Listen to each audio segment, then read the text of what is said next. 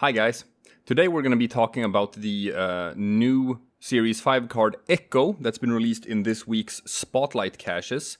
And you're probably wondering, is this card good? Is this a card that I should spend some Spotlight caches trying to get? And well, I opened one Spotlight cache this week and happened to get M.O.D.O.K in that one Spotlight cache, so I've been able to try her out to see for myself how good she is and maybe give this sort of PSA about her. And M.O.D.O.K is a 1 energy cost with 2 power, so it's just standard for a 1 cost card.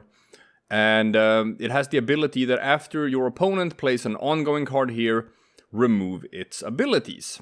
So it's like a card that denies other ongoing cards, the same way that, for example, Cosmo denies on reveal cards.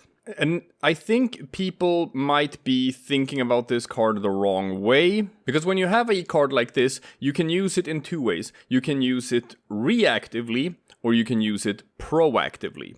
Reactively means that you use it as a counter for a deck you're facing. And there are some use cases for that. For example, if you're facing a Darkhawk or Devil Dinosaur deck, or even Null, where you create a lane where they cannot play their big heavy hitter ongoing cards. Can also stop things like Professor X. But this is very meta dependent. And I guess if some sort of Darkhawk deck would soar and become the new biggest, meta breaker or whatever, then yes, then M.O.D.O.K would be pretty good to just slot in as a counter card. But then you're also going to have a lot of games where she's simply going to be a dead card and she won't do anything at all for you. But, and this is where I think she actually shines and where people eventually are going to be settling on using her, is using her as a proactive card. For example, the same way that you would use a Cosmo. For example, before the nerfs to Shuri, or the changes to Shuri, where now you have to play the next card in the same lane as Shuri. That didn't used to be the case. It was just the next card you played.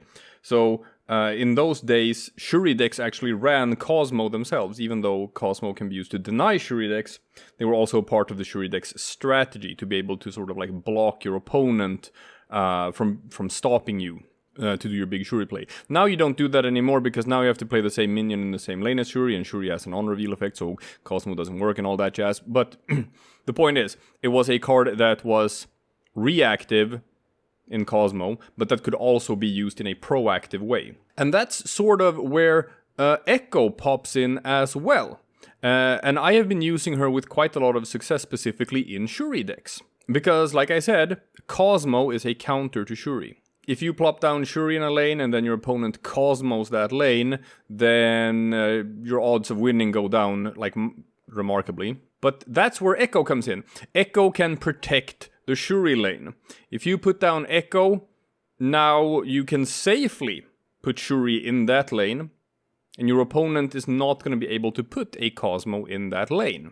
And I've been running a Shuri deck in Conquest, and I've actually been quite successful. And I think I've collected 1 or 2 Infinity tickets just by running this deck, because it adds some more consistency to a Shuri deck. So is it necessary to run M.O.D.O.K in a Shuri deck? No, it is not necessary. But what she offers is something called redundancy. And redundancy is a very important part of deck building in collectible card games. It might sound like a negative word, but it actually isn't. Redundancy basically just means that you have options. You have multiple paths to victory. You have several cards that sort of do the same thing. Redundancy is important because it makes the deck less reliant on luck of the draw.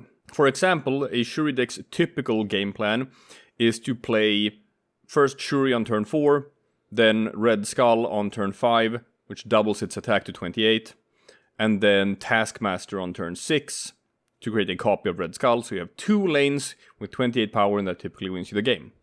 But for example, then what if you don't draw a Red Skull, right? What do you do then? And that's why the Shuri deck has backup plans, for example, in the form of She-Hulk, where you can skip your turn 5 to make sure that you don't have priority, so that you go last on the last turn.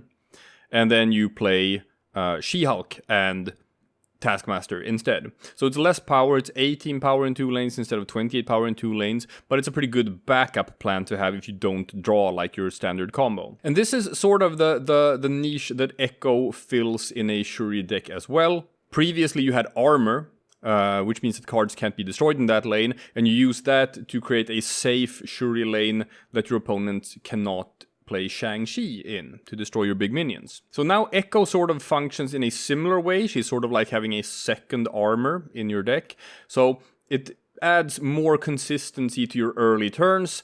It gives you more paths to victory. It gives you more options. You can create several lanes if you put armor in one lane and Echo in another lane. So you have several options for where you can safely put your Shuri. So it just adds a bit of safety to the deck, and it adds a bit of consistency to the deck. Another deck that I have slotted Echo into, which I've been experimenting with for the past day, which has been pretty successful, is a kind of cool discard M.O.D.O.K Wong list. I saw someone playing it against me and I thought it was so cool, so I had to try it out myself. So with the changes to Gambit, nowadays Gambit needs to have a card in your hand. If you don't have any cards in your hand, Gambit can't destroy stuff. So what's become sort of like a natural option then is to slot him into a discard deck that runs Apocalypse and Swarm. Because if you discard them from your hand, you're just creating new copies of them and Gambit can just go off forever. So the game plan behind this deck is quite straightforward. The first turns you put down the Collector and you put down Morbius. The Collector gets buffed when you add new cards to your hand that doesn't come from your deck. Morbius gets buffed when you discard cards. Then you slap down Wong, you slap down Mystique, and then you have a couple of different options in your final turns. You can either just dump down Gambit and wipe their entire board. You destroy 4 of your opponent's cards, and you fill your hand with a bunch of zero-cost swarms and possibly Apocalypse as well. Or more funny, if you have Morbius and the Collector down, is that you dump down M.O.D.O.K on the final turn. And M.O.D.O.K is going to discard all of the cards in your hand and spawn a bunch of new ones, new swarms and new apocalypses. And since it's going to pop off 4 times, his on reveal effect, he's going to discard your entire hand again, and then he's going to recreate your hand with new swarms and apocalypse. So he's going to destroy your hand again, recreate a new hand, discard your hand again, recreate a new hand. And every time this happens, you're going to buff Morbius. Every time this happens, you're going to buff the Collector. They're going to get up to like 40 power or something. It's a hilarious strategy. No one sees it coming. Takes everyone by surprise. And what's neat about this then is that you have Echo in the deck to protect the Wong lane. And I've actually had quite a lot of success with this. Where first you put down Echo, and then you slap down Wong, and then you slap down Mystique. And I've seen like opponents who just they forget it that this card exists. It's so unremarkable. And then they put down Professor X in your Wong lane, and nothing happens. Just nothing happens. And your combo goes off just the way it should. And you win. So that's fun.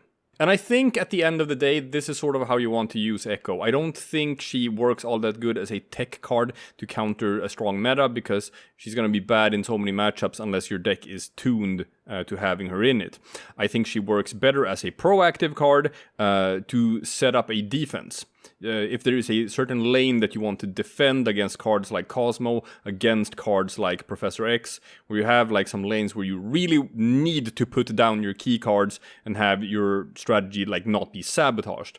That's where Echo is going to shine. Put her in such a lane to give it another layer of protection. And she's pretty good at that. So if you enjoy playing these sorts of decks, if you enjoy playing Wong decks, if you enjoy playing Shuri decks, maybe actually consider opening Spotlight caches to get Echo, because she's pretty good in those decks.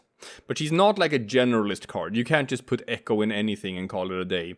And in a lot of decks, she's just not going to do anything remarkable at all. Good in some places, has a use in some places. It's going to increase the win rate of certain decks by a couple of percentage points. But that's about it. That's what she does. That's Echo's role in the meta.